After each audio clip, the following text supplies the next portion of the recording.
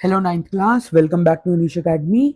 इस वीडियो के अंदर हम लोग जो 2026 की न्यू एनसीईआरटी एक्सप्लोरेशन बुक है उसमें जो आपका मेन चैप्टर है पहले वाला सेल, उसके सारे के सारे एनसीईआरटी सॉल्यूशंस डिस्कस करेंगे, इन टेक्स्ट भी और एनसीईआरटी के बैक एक्सरसाइज के भी। अप्रॉक्स 40 के आसपास क्वेश्चंस करेंगे जिसमें इन टेक्स्ट भी कवर हो जाएंगे, एक्स्ट्रा भी थोड़े बहुत कवर हो जाएंगे एंड आपके बैक एक्सरसाइज के भी। तो स्टार्ट करते हैं। पहला question, where does a cell come from?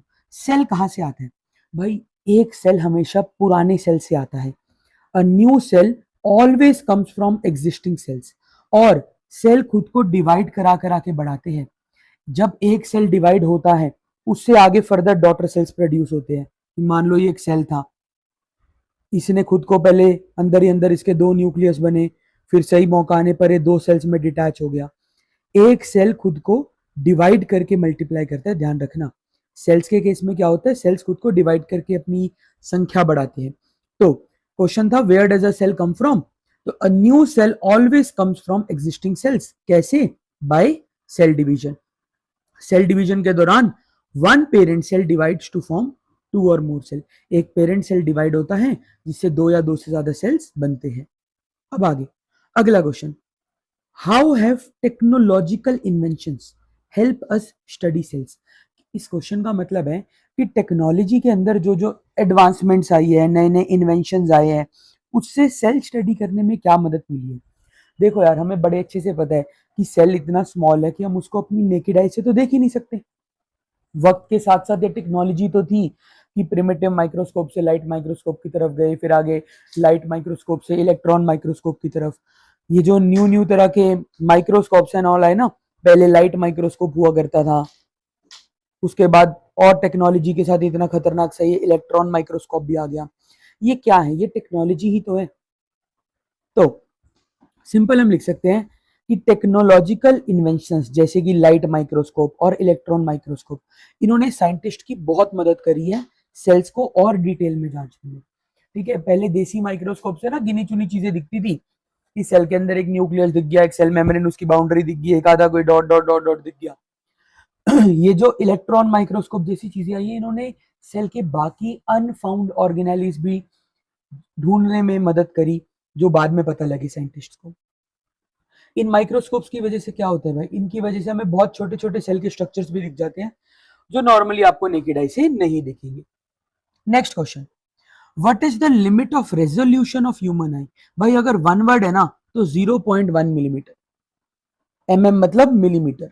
अब आगे होता क्या है भाई, थोड़ा अगर थ्योरेटिकल लिखना हो तो लिमिट ऑफ रेजोल्यूशन क्या होती है? कम से कम कितना डिस्टेंस हो कि ह्यूमन आई दो ऑब्जेक्ट्स को अलग अलग देख सके, कि उसको ये ना लगे कि ये एक ही ऑब्जेक्ट है, कि दूर से देखने में तो एक ही लगेगा ना। तो भाई वो अगर वन वर्ड आंसर आपको चाहिए ना तो 0.1 मिलीमीटर। मतलब एक जनरल क्यूरोसिटी वाला क्वेश्चन है कि एक ह्यूमन आई की रेजोल्यूशन की क्या लिमिट है, तो 0.1 मिलीमीटर की। एक नंबर में आ सकता है, ये ध्यान रखिएगा। ये वो टेक्नोलॉजिकल एडवांसमेंट्स की लाइट माइक्रोस्कोप और एक खतरनाक सा इलेक्ट्रॉन माइक्रोस्कोप। अब why is an electron microscope used? भाई ये वाला जो है ना, तुम्हें देख के पता लग रहा है इतना कॉम्प्लेक्स सा तगड़ा सा सेटअप बना रखा है इसका। लाइट वाला तो कंपैरेटिवली सिंपल सा था। ये जो इलेक्ट्रॉन माइक्रोस्कोप है ना, ये बहुत ही ज्यादा छोटे छोटे सेल के स्ट्रक्चर्स देखने के लिए यूज किया जाता है, जो एक नॉर्मल लाइट माइक्रोस्कोप देख ही नहीं सकता। ये बहुत हाईली मैग्नीफाइड इमेज देता है और क्लियर इमेजेस देता है, महंगा भी आता है।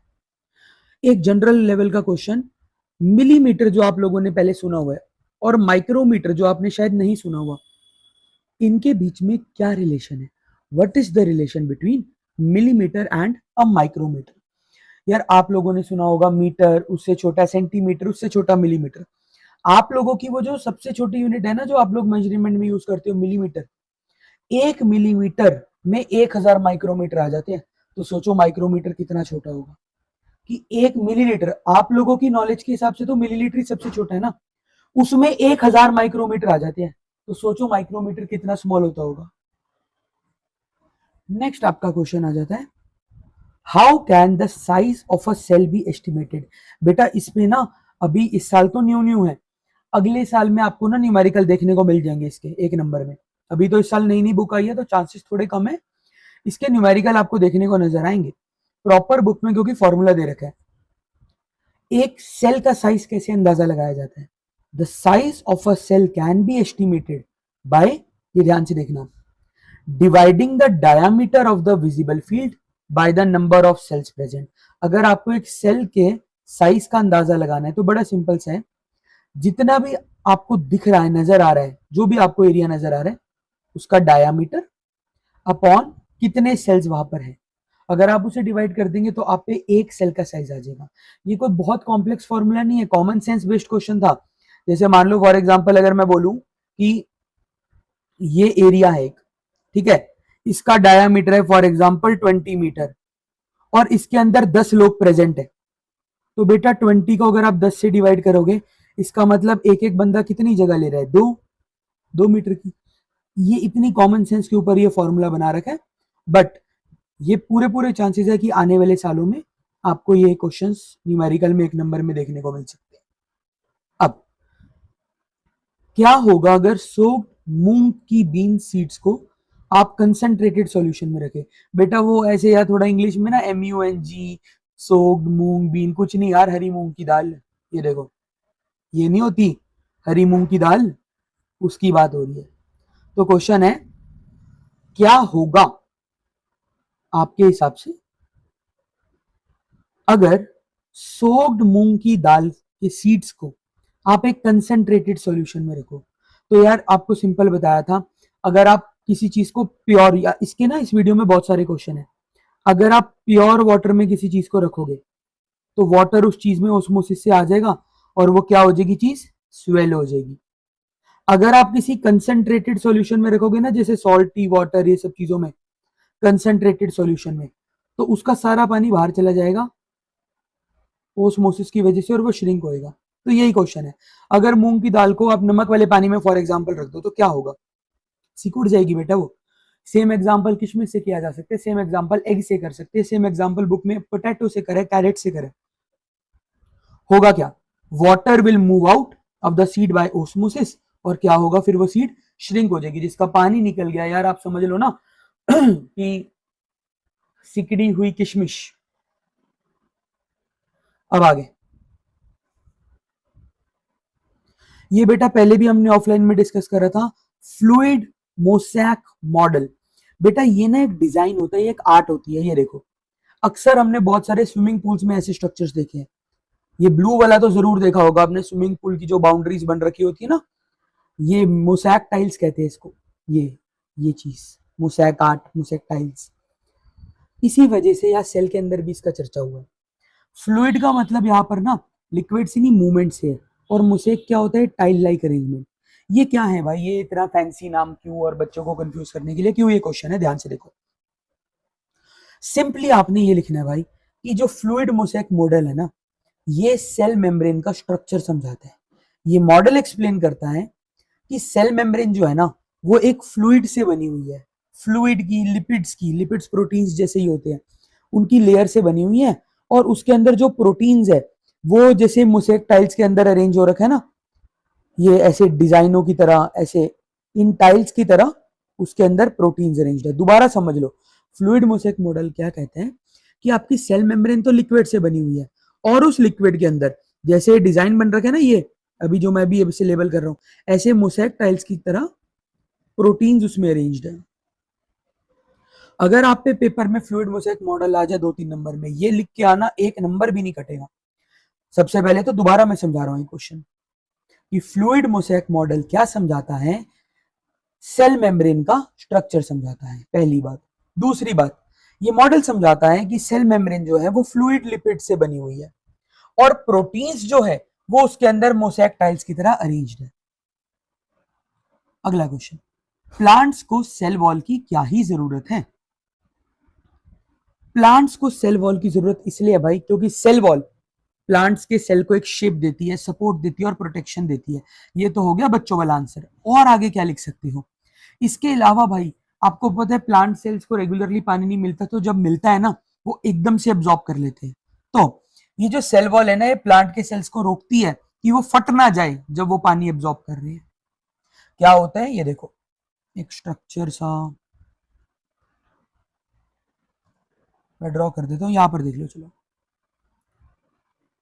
कि जैसे मान लो ये प्लांट का सेल है, इस सेल के बाहर ना, जैसे ऐसे समझ लो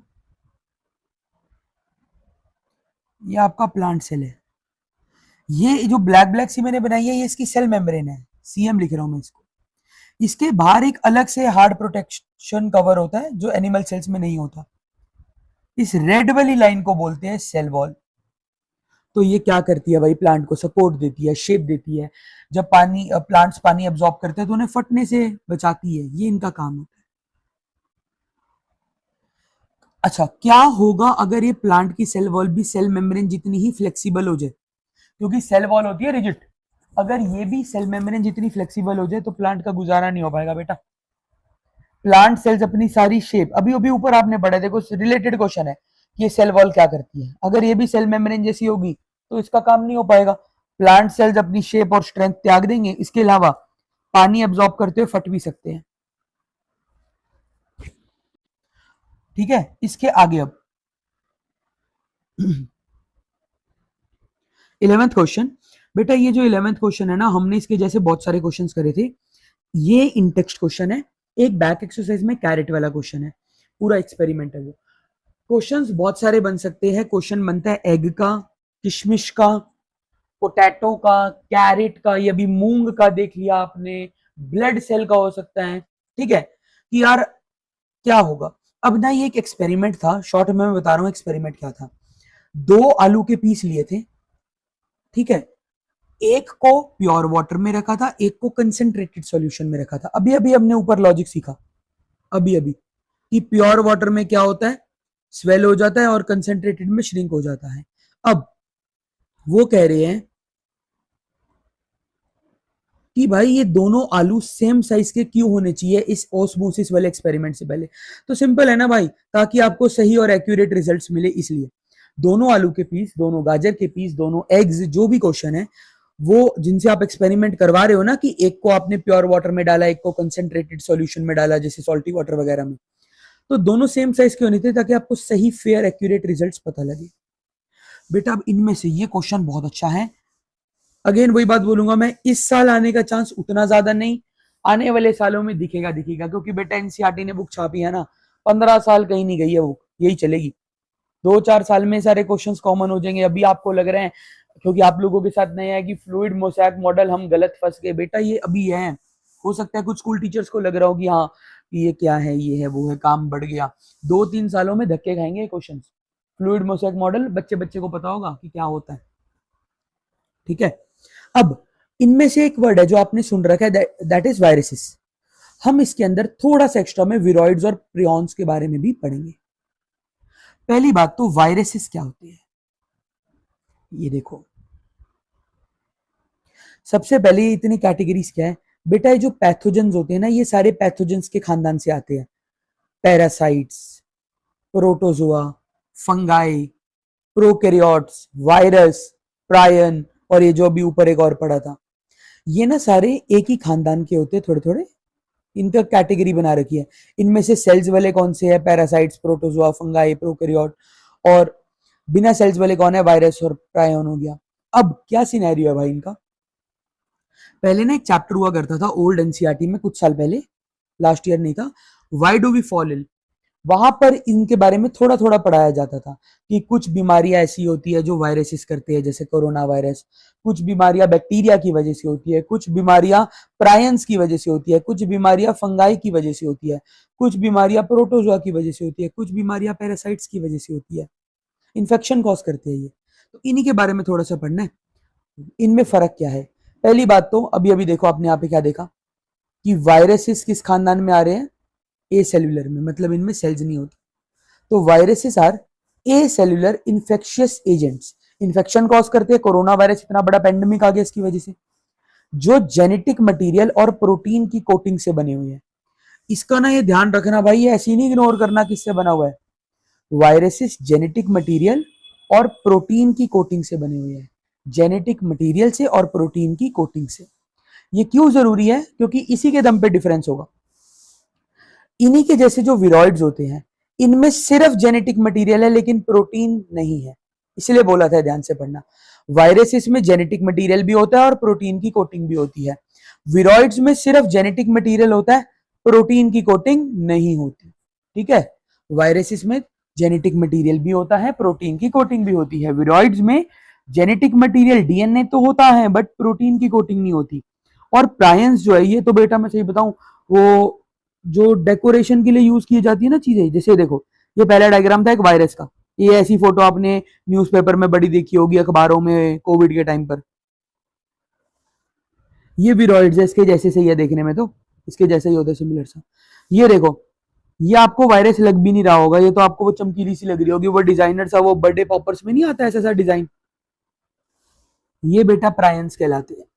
ये जो बनाया ना, ये बना हुआ है ना, जो ये वो डिजाइन सा पेपर से बनाते हैं बच्चे ऐसे, ये प्रायंस। इवन ये जो आर्ट होती है ना ये बनाने की, इन्हें प्रायन आर्ट ही कहते हैं, क्योंकि प्रायंस जैसी शेप है।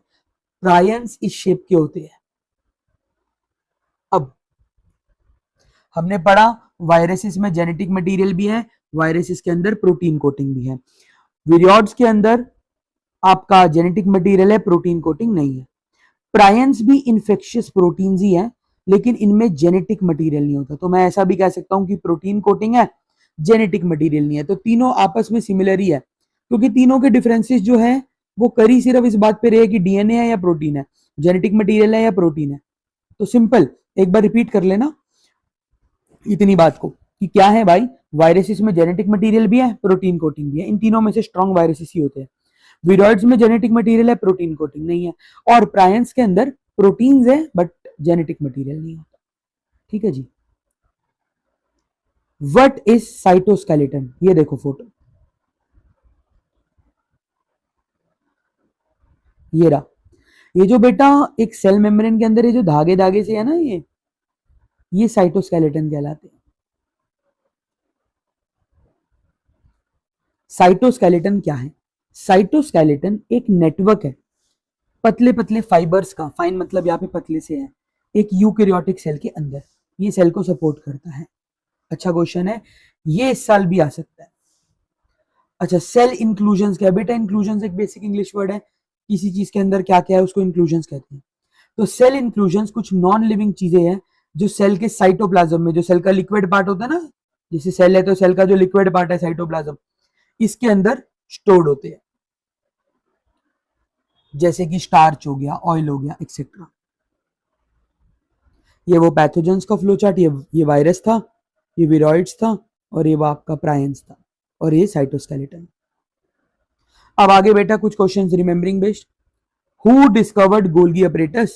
Answer simple, one word answer है भाई, कैमिलो गोल्गी, 1898 में। ईयर पूछा नहीं था, मैंने बता दिया, थोड़े टाइम बाद आपको कहीं ना कहीं मिल सकता है। 1898 में कैमिलो गोल्गी ने गोल्गी अपरेटस, गोल्गी बॉडीज को डिस्कवर करा था सेल्स के अंदर। ये बहुत अच्छा क्वेश्चन है बेटा, एप्लीकेशन बेस्ड क्वेश्चन है। ये वाला जो क्वेश्चन है ना 16th, मुझे उम्मीद है कि ये सितंबर में बेशक ना आए, ये आपके जो आगे मार्च वाले एग्जाम्स होंगे ना, वहां पर एक क्वेश्चन आ सकता है फाइनल एग्जाम्स। लाइजोसोम्स के जो इंजाइम्स होते हैं उनकी क्या जरूरत है ह्यूमन के स्पर्म सेल्स में? वैसे तो बेटा ये जो टॉपिक है ये 10th क्लास का है, बट यहाँ पर हम क्योंकि आपके सिलेबस का पार्ट है तो अभी पढ़ेंगे। ये देखो फोटो क्या दिखा रही है। जिस टाइम पर ह्यूमंस में, एनिमल्स में रिप्रोडक्शन होती है, ये एक मेल का स्पर्म सेल है, इसी स्ट्रक्चर का होता है, ये जो भी ग्रीन से मैंने लेबल करा। और ये जो बन रखा है ना, ये ब्लू ब्लू जिसको मैं लेयर कर रहा हूं, ये फीमेल का एग सेल है। प्रेगनेंसी कह लो, फर्टिलाइजेशन कह लो, या रिप्रोडक्शन कह लो, तभी होती है जिस टाइम पर ये स्पर्म सेल इस एग सेल को ब्रेक करता है। ये जो स्पर्म सेल्स है ना, जिस टाइम पर ये स्पर्म सेल इस एग सेल को फाड़ के ब्रेक करेगा, तब जाके फर्टिलाइजेशन होती है। तो फिर ह्यूमंस में जैसे होता है ना कि 9 मंथ्स बाद एक बच्चा पैदा होगा, इस प्रोसेस के 9 महीने बाद होता है। तो लाइसोसोम्स कहां से आगे इसमें? तो लाइसोसोम्स के जो एंजाइम्स है ना बेटा, वो मदद करते हैं स्पर्म को, एग की बाहर वाली कवरिंग को फाड़ने में, ब्रेक करने में, जिससे फर्टिलाइजेशन जो होती है, जो रिप्रोडक्शन है, वो पॉसिबल हो पाएगी, इजी हो पाएगी। ये जो लाइसोसोम्स, क्योंकि हमने एक बात पढ़ी थी कि लाइसोसोम्स के एंजाइम्स वेरी वेरी पावरफुल होते हैं, डाइजेस्टिव एंजाइम्स होते हैं, और रिप्रोडक्शन के टाइम पर स्पर्म को ना एग की बाहर वाली लेयर को ब्रेक करना है, जो फीमेल एग होता है, ओव्यूम ओवा कहते हैं जिसको, उसको ब्रेक करना है। तो लाइसोसोम्स के एंजाइम मदद करते हैं स्पर्म की उस एग की आउटर कवरिंग को ब्रेक करने के। Extra question again important, stroma क्या होता है? डायग्राम में दिखाते हैं आपको, ये देखो, ये बेटा एक डायग्राम है क्लोरोप्लास्ट का। प्लास्टिड होते हैं एक तरीके के प्लांट सेल्स में, क्लोरोप्लास्ट। ये जो बेसिकली ये टैबलेट से बन रखे हैं ना, ये ग्रीन ग्रीन से टैबलेट्स दिख रहे हैं आपको, ये गोलियां लग रही है बेसिकली, जैसे आजकल वो नहीं चलते वो एप्पल साइडर विनेगर के टैबलेट्स, वैसे लग रहे हैं ये इसके साथ में ये जो है ना स्ट्रक्चर, ये स्ट्रोमा कहलाता है, स्ट्रोमा का लेमाइल। और स्ट्रोमा ये वाला सारा वो जो कुशन टाइप बन रखा है ये कहलाता है। ये ना सोचना ये चप्पल है बेटा, ना ना ना ना ना, ठीक है। अब ये तो वैसी डायग्राम दिखा दिया, पेपर में डायग्राम लेबलिंग के लिए नहीं आना आपको इसका। याद रखने वाला अगेन क्वेश्चन है कि स्ट्रोमा क्या होता है। स्ट्रोमा एक सेमी फ्लूइड सब्सटेंस है। सेमी फ्लूइड क्यों बोल रहा हूं मैं, इसके डायग्राम से आपको दिखा सकता हूँ। ये ना थोड़ा थोड़ा फोम लग रहा है, कल परसों में आपने उसमें पढ़ा था कोलाइडल में कि फोम एक कोलाइड है, थोड़ा लिक्विड है, थोड़ा गैस है, ऐसे सेमी फ्लूइड्स है। मैं इसको, ये जो स्पॉन्स है ना जिसके ऊपर ये सारे कैप्सूल्स टिके हुए हैं, ये वाला पार्ट, मैं इसको कंप्लीटली सॉलिड है, कंप्लीटली लिक्विड नहीं कह पा रहा, इसलिए मैं इसको सेमी फ्लूइड कह रहा हूं, जो क्लोरोप्लास्ट में प्रेजेंट होता है और फोटोसिंथेसिस में मदद करता है। अगर ये ऊपर वाला पैरा भी लिखोगे ना तो भी चलेगा, फिलहाल नोट्स में दोनों लिखना। अगला, क्या व्हाइट फ्लावर्स में भी कोई पिगमेंट होती है? यस, होती है ना। Yes, white flowers also contain pigments. White flowers में भी पिगमेंट होती है, बट उनके अंदर ना अलग अलग कलर्स की पिगमेंट नहीं होती, बड़े मात्रा में, छोटी मात्रा में होती है। और ज्यादातर ये व्हाइट ही कलर नजर क्यों आता है? दे mainly reflect all colours of light. ये ना लाइट के सारे कलर्स को रिफ्लेक्ट कर देते हैं। और आपको ये बात तो पता होगी, नहीं पता तो 10th में आ जाएगी, कि सारे कलर्स बने तो व्हाइट लाइट से ही है ना, वो विबग्योर के जितने भी कलर है, violet, indigo, blue, green, yellow, orange, red, तो ये सारे कलर्स को स्कैटर करते हैं, इसी वजह से व्हाइट नजर आते हैं। ये देखो भाई, ना जान ना पहचान, जे क्रेग वेंटर कौन था और उसने क्या करा? अब जब तक आपको इसके बारे में नहीं पता होगा आप कैसे लिखोगे? और बेटा ये वाले क्वेश्चन आपको अगर लग रहा हो ना कि ये कहां से आ गए, बेटा ये एनसीईआरटी के अंदर से निकाले हुए क्वेश्चन, न्यू एनसीईआरटी में से, वो जो साइड पे बॉक्सेस आपने इग्नोर कर दिया ना, ये सारे क्वेश्चंस वहां से आए हैं। जे क्रेग वेंटर एक साइंटिस्ट था, एक साइंटिस्ट थे, जिन्होंने सिंथेटिक डीएनए क्रिएट कर दिया था लेबोरेटरी में। एक होता है नेचुरल डीएनए, इन्होंने सिंथेटिक मतलब नेचुरल नहीं, सिंथेटिक डीएनए लैब में अपनी क्रिएट कर दिया था और उससे शो करा था एक्सपेरिमेंट से। इनका एक्सपेरिमेंट ये दर्शा रहा था कि डीएनए ही सेल की सारी एक्टिविटीज और स्ट्रक्चर को कंट्रोल करता है। और इसका ना बेटा एक और लॉजिक भी है, आपने बोल दिया, आपको इतना तो याद है कि सेल की सारी एक्टिविटी सेल का ब्रेन न्यूक्लियस कंट्रोल करता है, न्यूक्लियस के अंदर ही तो होता है डीएनए, तो ये बात बोलने में कोई बड़ी बात थोड़ी नहीं। सेल साइकिल क्या होती है बेटा? जैसे एक चीज होती है,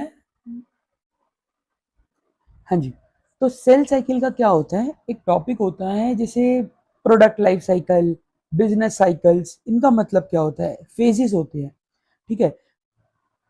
इसी तरीके से सेल की लाइफ में भी ना कुछ फेजेस आते हैं, एक पूरी लाइफ साइकिल, जैसे लाइफ साइकिल वर्ड तो सुना होगा ना आपने, बर्थ से लेके डेथ तक, वैसे ही सेल साइकिल है कि भाई सेल साइकिल क्या है, एक प्रोसेस है, एक प्रोसेस जिसके अंदर एक सेल ग्रो होएगा, डिवाइड होएगा, एक ऑर्डरली तरीके से, ऑर्डरली मतलब स्टेप बाय स्टेप, उम्र के साथ साथ। अब ऐसा तो नहीं है ना कि एक ह्यूमन बीइंग पैदा हुआ, पैदा होते ही भाई फॉर एग्जांपल उसके 4 बच्चे हो गए, ऐसा तो नहीं है ना, स्टेप बाय स्टेप चलता है ना, धीरे धीरे सब कुछ, बॉडी ग्रो डेवलप सब कुछ होगी, वक्त के साथ साथ एजिंग होगी, मेच्योरिटी आएगी, पब्लिक स्पीकिंग आएगी, एक्सेट्रा एक्सेट्रा, वो चीज। ये इंपॉर्टेंट क्वेश्चन है भाई, इसका एक रीजन मैं दे रहा हूं भाई, देखो सिंपल सी बात है, जितना इंपॉर्टेंट ये अरुण कुमार शर्मा जी है, कायदे से उतना ही इंपॉर्टेंट ये जे क्रेग वेंटर भी है। लेकिन यू नो ज्यादातर टीचर्स को यही लगेगा कि थोड़ा फेमिलियर वर्ड है, इंडियन है कोई, तो इनका नाम दे दो, पेपर में ज्यादा चांसेस इनके बनते हैं। अरुण कुमार शर्मा जी के। क्या है जी, एक फेमस इंडियन साइंटिस्ट थे जो क्रोमोसोम्स के बारे में अपनी स्टडी से बड़े फेमस थे। इन्होंने क्रोमोसोम्स के बारे में बड़ी स्टडी करी थी, बहुत ज्यादा स्टडी करी थी क्रोमोसोम्स के बारे में। इन्होंने बहुत सारे मेथड्स डेवलप करे जिससे क्रोमोसोम्स वगैरह को प्लांट्स में स्टडी किया गया। पहले सेल कल्चर क्या होता है बेटा, याद रखना, अभी सेल चैप्टर पढ़ रहे हो तो सेल कल्चर है, आगे टिश्यू चैप्टर में टिश्यू कल्चर भी आएगा। ये एक प्रोसेस है जिसमें आप आर्टिफिशियली प्लांट्स और एनिमल्स के सेल को ग्रो करते हो सूटेबल कंडीशंस में। देखो लिखा हुआ है ना, आउटसाइड द बॉडी। आप आर्टिफिशियली कुछ प्लांट और एनिमल सेल्स को ग्रो कर रहे हो। सेल कल्चर क्यों जरूरी है भाई? सेल साइंटिस्ट की मदद करता है सेल्स को पढ़ने में। और सेल कल्चर ना बेटा इसलिए भी जरूरी है, इस सेल कल्चर की पढ़ाई की वजह से बहुत सारी मेडिसिन, दवाइयां, बायोकेमिकल्स वगैरह बन रही है। अब देखो कोविड इतनी बड़ी समस्या क्यों बन गई थी? कोविड एक वायरस वाली चीज थी, कोविड आया, अब टाइम लगा साइंटिस्ट को उस वायरस को डिटेक्ट करके उस पर्टिकुलर टाइप के वायरसेस को। तो अभी जैसे कोविड आया, अभी हम वही बात कर रहे थे, कोविड आया जैसे, ठीक है, तो उस टाइम पीरियड पर क्या सिनेरियो हुआ? साइंटिस्ट को टाइम लगा क्योंकि यार उनको सारा स्टडी एंड ऑल करना था कि ये किस तरीके के सेल्स है, इसके तोड़ क्या है, हाउ हम इसको प्रिवेंट कैसे कर सकते हैं, हम इसको खत्म कैसे कर सकते हैं। ठीक है, अब मान लो कोई दवाई बनानी है, मेडिकेशन बनानी है किसी डिजीज की, अगर बॉडी में एक पर्टिकुलर टाइप के सेल्स हो तो वो बीमारी नहीं होती। किसी बंदे की बॉडी में वो मान लो सेल्स नहीं है तो हम दवाई के रूप में उसको वो सेल्स दे सकते हैं, वो चीज। इसलिए सेल कल्चर की पढ़ाई जरूरी भी है। और ये जो पढ़ाई लोग करते हैं काफी हाई लेवल की और महंगी पढ़ाई होती है। आगे, why does cell have many mitochondria instead of one giant mitochondria? Cell में माइटोकॉन्ड्रियन भी लिखा हुआ है, इस बार ना न्यू एनसीईआरटी में माइटोकॉन्ड्रियन ज्यादा लिखा हुआ है। अब क्वेश्चन है, माइटोकॉन्ड्रिया में पता है power house of the cell होता है, तो सेल के अंदर बहुत सारे छोटे छोटे माइटोकॉन्ड्रिया होती है, उसकी जगह एक बड़ा माइटोकॉन्ड्रिया भी तो हो सकता था। तो बेटा नेचुरली बहुत सही चीज है, छोटे छोटे माइटोकॉन्ड्रिया ना ज्यादा एरिया देंगे, पहली बात तो। दूसरी चीज, सबसे बड़ी जो मेन चीज है, छोटे छोटे माइटोकॉन्ड्रिया जब मिलकर काम करेंगे ना तो सबसे मेन चीज हो जाएगी, that is division of labour. सारा काम बट जाएगा, एक ही माइटोकॉन्ड्रिया पे प्रेशर नहीं पड़ेगा, जिससे एनर्जी ज्यादा इजीली क्या होगी, सप्लाई। एनर्जी कहां से आ गई बेटा? एनर्जी वहां से आ गई बेटा क्योंकि माइटोकॉन्ड्रिया को power house of the cell बोलते हैं। आगे, क्या होगा अगर स्किन के सेल्स मायोसिस से डिवाइड होने लग जाए माइटोसिस की जगह? अब बेटा दो तरीके की सेल डिवीजन होती है। जो सेल डिवीजन होती है ना वो दो तरीके की होती है, एक होती है माइटोसिस, एक होती है मायोसिस। एक होती है माइटोसिस, एक होती है मायोसिस। क्या फर्क होता है दोनों के अंदर? माइटोसिस एक नॉर्मल सेल डिवीजन है जिसमें कम से कम एक बारी में एक पेरेंट सेल के कम से कम दो डॉटर सेल्स निकलेंगे। और मायोसिस ना एक्सट्रीम केसेस में होती है जहां पर दो की जगह चार चार डॉटर सेल्स निकलते हैं। अब नॉर्मली हमारी बॉडी की ग्रोथ और रिपेयर के लिए माइटोसिस ही सही रहती है कि एक पेरेंट सेल है वो कम से कम दो सेल्स में डिवाइड हो।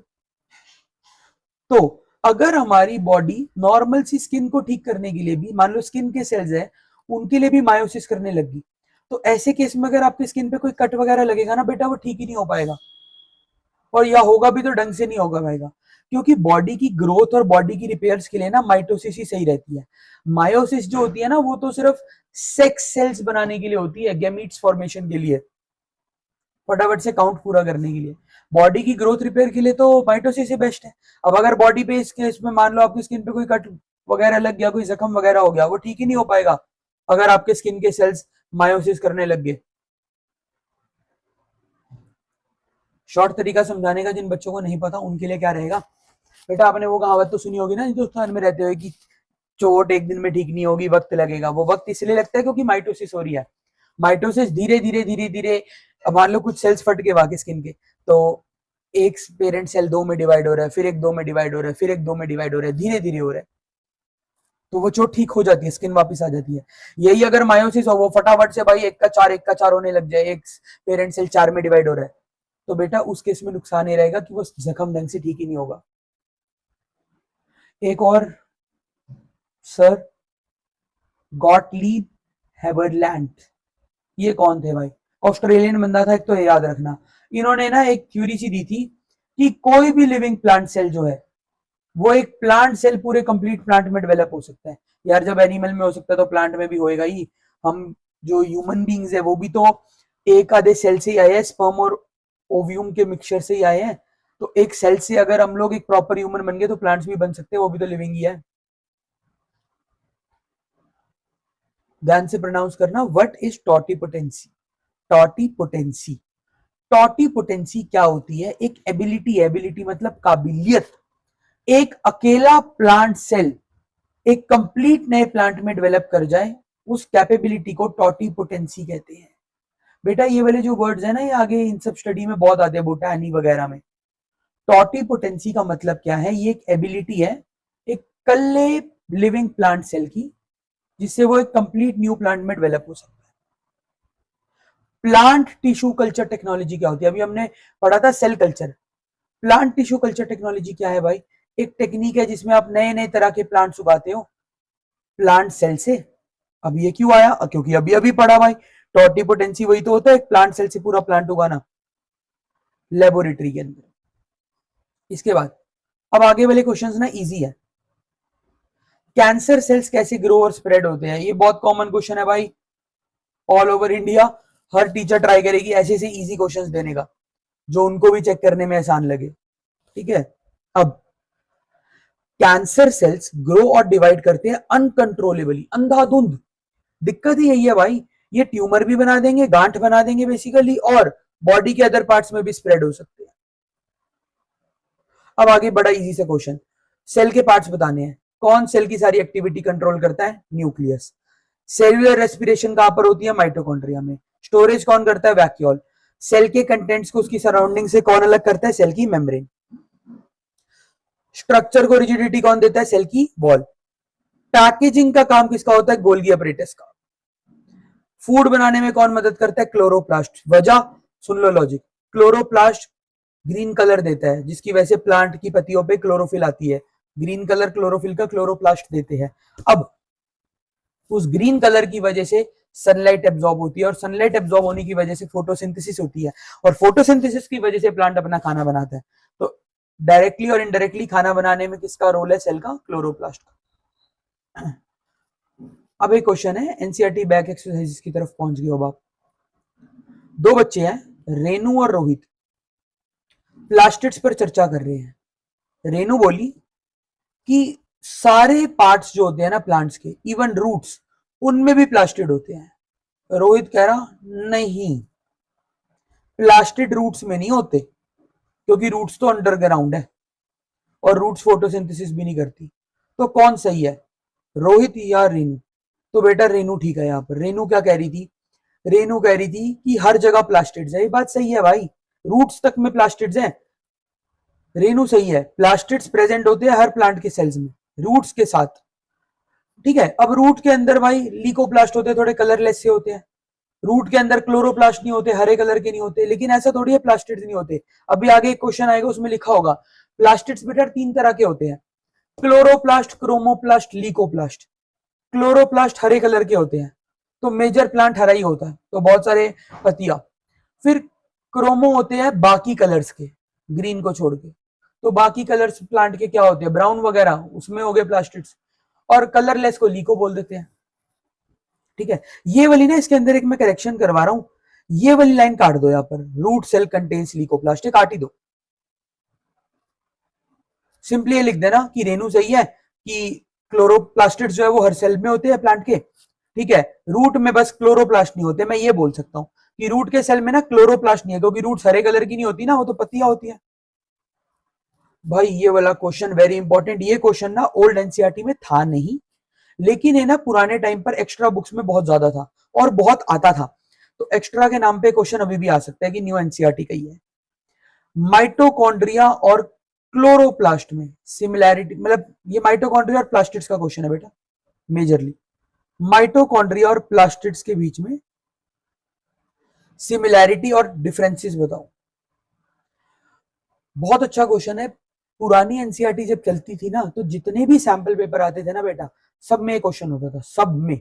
अब सिमिलैरिटीज क्या है बेटा, माइटोकॉन्ड्रिया और प्लास्टिड दोनों की डबल लेयर्ड मेम्ब्रेन होती है, double layered, double membrane bound organelles है, यानी डबल लेयर मेम्ब्रेन होती है। दोनों पे अपना जेनेटिक मटेरियल है। एक नंबर में क्वेश्चन आता था पहले भी, name to cell organelles having their own genetic material. Genetic material मतलब डीएनए। तो माइटोकॉन्ड्रिया और प्लास्टिड्स दोनों पे होता है। दोनों ही इंपॉर्टेंट लाइफ प्रोसेसेस में मदद करती है भाई। प्लास्टिड में क्लोरोप्लास्ट खाना बनाने में और एनर्जी रिलीज करने में माइटोकॉन्ड्रिया हो गया। फर्क क्या है भाई, बड़ा इजी सा टेबल बना रखे, ध्यान से देखना। अक्रेंस, माइटोकॉन्ड्रिया जो है ना बेटा, अक्रेंस का क्या है, माइटोकॉन्ड्रिया जो है, माइटोकॉन्ड्रिया प्लांट और एनिमल दोनों सेल्स में होता है, और प्लास्टिड जो है ये सिर्फ प्लांट सेल्स में होते हैं। फंक्शन, माइटोकॉन्ड्रिया एनर्जी प्रोड्यूस करता है फॉर्म ऑफ एटीपी में, और प्लास्टिड कलर देता है प्लांट्स को। माइटोकॉन्ड्रिया के टाइप्स नहीं होते, प्लास्टिड्स के 3 टाइप होते हैं, अभी पढ़ रहे थे ना। ग्रीन कलर के प्लास्टिड्स क्लोरोप्लास्ट, ग्रीन को छोड़ के बाकी सारे कलर के प्लास्टिड्स क्रोमोप्लास्ट, और कलरलेस प्लास्टिड लीकोप्लास्ट। कलर, माइटोकॉन्ड्रिया ज्यादातर कलरलेस होता है, और यहां पर बोल दिया कि क्लोरोप्लास्ट हरे हो सकते हैं, क्रोमोप्लास्ट किसी और कलर के हो सकते हैं, और लीकोप्लास्ट तो कलरलेस होते ही है। एक एमसीक्यू, इनमें से कौन से पेयर्स जो है उनमें डीएनए होगा, क्लोरोप्लास्ट और राइबोसोम। क्लोरोप्लास्ट में होता है, राइबोसोम में नहीं होता तो नहीं। माइटोकॉन्ड्रिया में होता है, न्यूक्लियस में होता है तो यस। गोल्गी में नहीं होता, राइबोसोम्स में होता है तो नहीं। न्यूक्लियस में होता है, लाइसोसोम्स में नहीं होता तो नहीं। माइटोकॉन्ड्रिया और न्यूक्लियस दोनों में होता है। एक क्वेश्चन देखो भाई, केस बेस्ड क्वेश्चन है, डायग्राम भी बना सकता है। एक फीमेल रिसर्चर ने, वही वाला क्वेश्चन है यार, 2 गाजर उठाई सेम साइज की, उसने एक गाजर को रखा प्लेन पानी में, एक गाजर को रखा सॉल्ट सॉल्यूशन में। 24 घंटे बाद उसने ऑब्जर्वेशन करी। पहली बात, वो क्या चाहती थी, सलाद बनाना चाहती थी। क्वेश्चन ये है कि what does she want to test through this experiment, क्या क्यों कर रही है भाई, गाजर थी खा लेती, जूस बना लेती, तेरे को क्या जरूरत थी ये करने की। तो भाई ये एक्सपेरिमेंट टेस्ट करता है कि वाटर जो है वो सेल मेम्ब्रेन के अंदर बाहर मूव करता है कि नहीं करता ऑस्मोसिस से, इसलिए इसने ऐसा करा। दूसरा, क्या आप अपनी सजेशन दोगे कि एक्सपेरिमेंट बढ़िया हो, तो बेटा ऐसा ही वो आलू वाला क्वेश्चन था जो भी ऊपर आया था थोड़ी देर पहले, कि भाई हमारी सजेशन तो ये रहेगी कि ये दोनों गाजर बराबर की उठाए, the carat should be of equal size और इक्वल वेट। और जैसे बीकर 1 में अगर पानी डाले तो 200 ml पानी डाले ना, तो बीकर 2 में अगर नमक वाला पानी डाल रहे हो तो वो भी 200 ml डालो, ताकि भाई बढ़िया भेदभाव ना हो गई। अगला, जो कैरेट प्लेन वाटर में थी वो स्टिफ रही, बल्कि क्रंची होगी थोड़ी, लेकिन जो सॉल्ट सॉल्यूशन में थी वो सॉगी सी होगी, निचुड़ सी गई, खत्म सी होगी। सिंपल है भाई, पढ़ा था हमने, प्लेन वाटर में क्या होता है, स्वेल हो जाता है, वाटर अंदर जाएगा कैरेट सेल्स के ऑस्मोसिस से, तो वो स्टिफ हो जाएंगी। कंसंट्रेटेड सॉल्यूशन में पानी बाहर निकल जाएगा, तो चीज जो है वो थोड़ी श्रिंक सी होगी, तो सॉफ्ट होगी वो। अब ये जो 35th क्वेश्चन है ना, इसकी जगह कुछ टीचर्स पेपर में आपको सिंपली, पुराने समय में क्वेश्चन आता था बहुत ज्यादा, differentiate between prokaryotic and eukaryotic cell.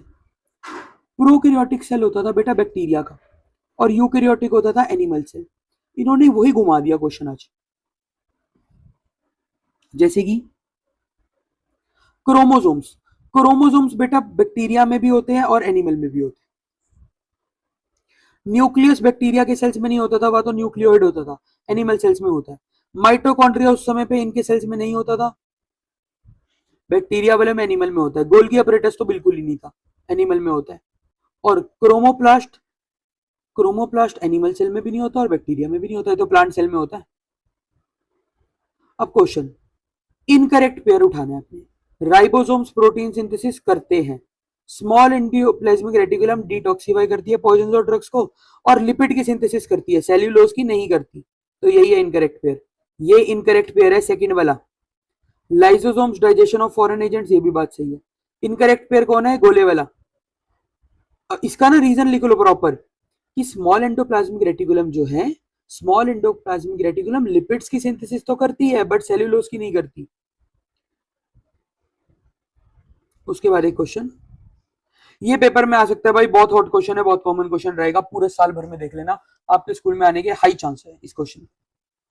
जौन सा मर्जी स्कूल हो ऑल इंडिया, जहां जहां न्यू एनसीईआरटी आई है, क्या आउटकम आप एक्सपेक्ट करते हो अगर all the mitochondria are remove from a eukaryotic cell? बेटा इस क्वेश्चन का आंसर जो आपका टेस्ट बना था उसके आंसर की में भी था, ये लोग ऑफलाइन में जिन बच्चों ने टेस्ट दिया क्या है, अगर माइटोकॉन्ड्रिया को हटा दिया गया, सिंपल, सबसे पहले आप ये लिख दो यार माइटोकॉन्ड्रिया क्या करता था। तो बेटा बड़ा सिंपल सा आंसर है, सेल को अपनी एक्टिविटीज करने के लिए जितनी भी एनर्जी चाहिए होती है वो एनर्जी माइटोकॉन्ड्रिया छोड़ता है। अगर माइटोकॉन्ड्रिया नहीं होगा तो एनर्जी नहीं तो काम नहीं, काम नहीं तो सेल मर जाएगा। बस यही क्वेश्चन है, simple. The energy required by various chemical activities needed for life, जो एनर्जी लाइफ की अलग अलग एक्टिविटीज के लिए चाहिए होती है, उस एनर्जी को is released by mitochondria in the form of ATP, वो एनर्जी माइटोकॉन्ड्रिया छोड़ता है एटीपी के रूप में। अब अगर माइटोकॉन्ड्रिया हटा दिया गया तो क्या होगा, सेल एनर्जी नहीं प्रोड्यूस कर पाएगा, सेल अपने फंक्शंस नहीं कर पाएगा, तो अल्टीमेटली सेल जल्दी से मर जाएगा। और एक ये वाला क्वेश्चन, ये भी वैसे ही भाई, मतलब मैं कह रहा बिना बड़े बता दो, सेल एक्स को प्योर वाटर में रखा है क्या होगा, स्वेल। सेल वाई को सॉल्ट सॉल्यूशन में रखा है क्या होगा, श्रिंक। यही क्वेश्चन है भाई, सिंपल सा, देखो पढ़ लो। सेल एक्स को प्योर वाटर में रखा है, वाटर अंदर जाएगा ऑस्मोसिस से, सेल स्वेल होगा और फट भी सकता है।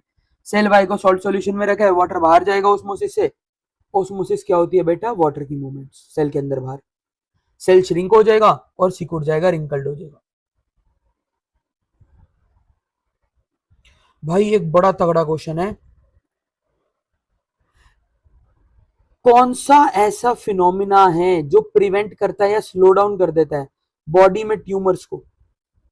क्या प्लांट्स में भी ट्यूमर आते हैं? पहले ना एक काम करते हैं, नीचे वाले क्वेश्चन का जवाब करते हैं। हाँ जी, प्लांट में भी ट्यूमर आते हैं, yes, plants can also develop tumours, ठीक है, किसी बैक्टीरिया की वजह से या एबनॉर्मल सेल ग्रोथ की वजह से, हाँ, प्लांट में भी ट्यूमर्स बन सकते हैं।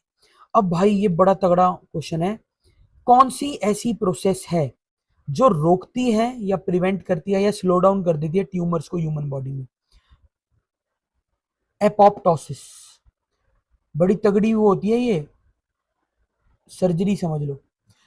प्रोग्राम्ड सेल डेथ, इसमें क्या किया जाता है भाई, अगर मान लो भगवान ना करे किसी की बॉडी के अंदर कैंसर सेल्स पैदा हो रहे हैं, ट्यूमर्स पैदा हो रहे हैं, तो प्रॉपर एक सर्जरी होती है, इसका नाम ही यही है बेटा, एपोप्टोसिस तो टेक्निकल नेम है, प्रोग्राम्ड सेल डेथ।